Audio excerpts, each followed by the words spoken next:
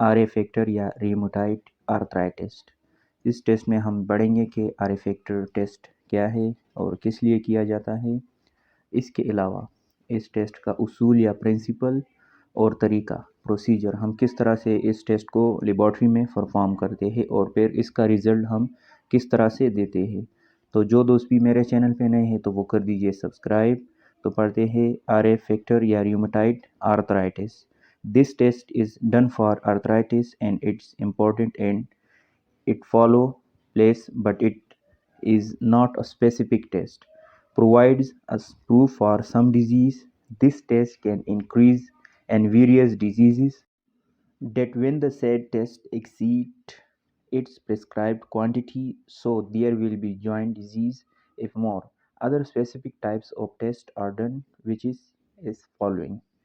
अच्छा, ये टेस्ट जोड़ों की बीमारी के लिए किया जाता है जिसे आर्थराइटिस कहते हैं और ये एक स्पेसिफिक टेस्ट नहीं है, क्योंकि अगर ये टेस्ट पॉजिटिव आता है तो ये एक डिज़ीज़ का सबूत फराहम करता है।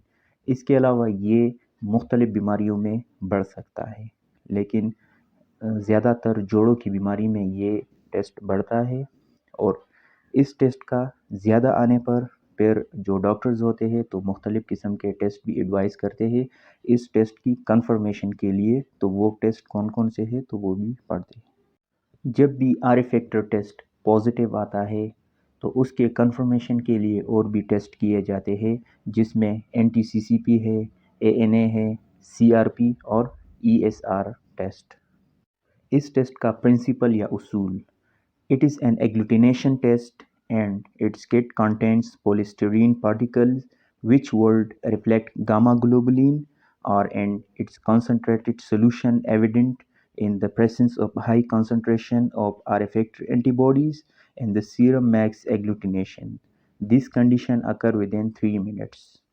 RA फैक्टर ये एक एग्लूटिनेशन टेस्ट है और इसके एक किट मिलता है जो कि कमर्शियली अवेलेबल होते हैं, जो लेटेक्स पार्टिकल्स कहलाते हैं।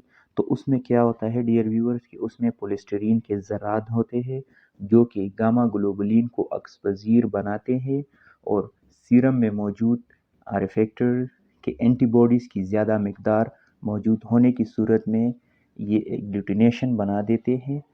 तो ये सारा प्रोसेस जो है 3 मिनट के अंदर अंदर हो जाता है। इस टेस्ट को परफॉर्म करने के लिए किन किन चीज़ों की ज़रूरत पड़ती है तो उसमें है क्लीन स्लाइड्स और किट जो लेटेक्स रिएजेंट होते हैं और स्टिक मैक्सिंग के लिए।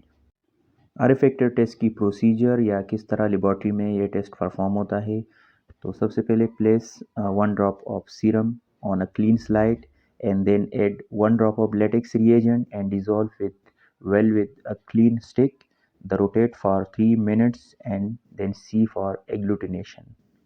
एक साफ स्लाइड पर पेशेंट का एक कतरा सीरम डालते हैं और फिर एक कतरा लेटेक्स रिएजेंट का डालते हैं और फिर उसको एक स्टिक के ज़रिए इसको हम हूप हल करते हैं।